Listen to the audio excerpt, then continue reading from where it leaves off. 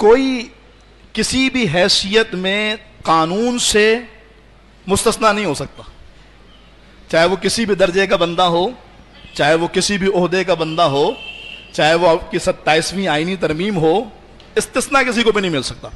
حضور علیہ السلام کے فرامین کے مطابق تمام انسان احکام شرع میں برابر ہیں، ایک ہی صف میں کھڑے ہو گئے محمود و ایاز، احکام شرع میں برابر ہیں، اور یہی نصاب ہمیں ہمارے اسلام نے دیا۔ آج تو ہمارے ہاں کوئی صدر بن گیا نا، جب تک وہ صدر ہے اس کے خلاف قانونی کارروائی نہیں ہو سکتی۔ جو سلمان تاثیر کا معاملہ ہے وہ یہی تو آیا تھا کہ گورنر کو استثناء حاصل ہے، جبکہ شریعت یہ کہتی ہے استثناء کسی کو بھی حاصل نہیں۔ چنانچہ میرے بابا جناب مولا مرتضیٰ کرم اللہ تعالی وجہہ الکریم، ایک مرتبہ آپ کے ذرہ گم ہو گئی، اور وہ ذرہ ایک یہودی کے پاس آپ کو نظر آیا۔ ہم نے کہا یہ میری ہے، آپ اس وقت امیر المومنین ہیں، آپ نے فرمایا میری ہے، انہوں نے کہا نہیں تو میری ہے۔ جناب مولا مرتضیٰ نے اپنی پاور کا استعمال نہیں کیا، بلکہ انہوں نے قاضی شرح کے پاس چلتے ہیں مقدمہ لے کر کے۔ چنانچہ قاضی شرح کے پاس گئے، مقدمہ پیش کیا۔ قاضی شرح نے اس یہودی سے کہا کہ تم گواہ پیش کرو، البینۃ علی المدعی والیمین علی من انکر، یہ اصول ہے شریعت کا کہ جو دعویٰ کرنے والا ہوگا وہ گواہ پیش کرے گا، اور جو انکار کرنے والا ہوگا وہ قسم کھائے گا۔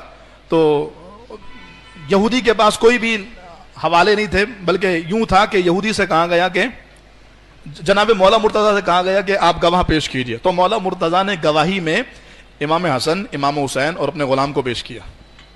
قاضی شرح نے یہ کہہ کر کے ان کی گواہیوں کو رد کر دیا کہ اولاد کی گواہی باپ کے حق میں قبول نہیں کی جاتی۔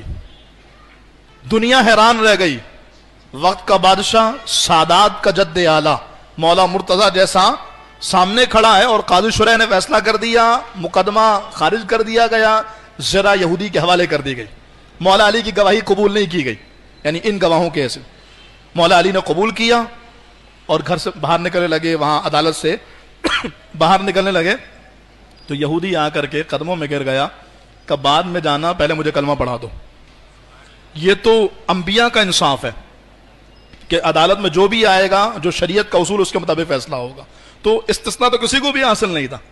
تو اگر کوئی کسی بھی پوسٹ پر ہو اس کو استثناء نہیں مل سکتا، اس کے متعلق جو شریعت کا حکم ہے، جو قانون ہے، اس کے مطابق فیصلہ ہوگا۔ یقیناً جو 27ویں آئینی ترمیم ہے اس کے متعلق آپ سب جانتے ہیں، اور میں بھی جانتا ہوں، ہم اپنے فیلڈ مارشل صاحب کہ یقیناً جو کاوشیں ہیں اور جو ان کی اچھی کوششیں ہیں اس کو سراہتے ہوئے کہتے ہیں کہ شریعت کا فیصلہ اس معاملے میں بالکل واضح ہے، اور ظاہر ہے ہماری آواز تو کوئی حیثیت نہیں رکھتی، لیکن ہم شریعت کا مسئلہ لوگوں پر واضح کر رہے ہیں۔ باقی ذمہ داری ان لوگوں کی ہے جو اسمبلی کے فلور پر موجود ہیں۔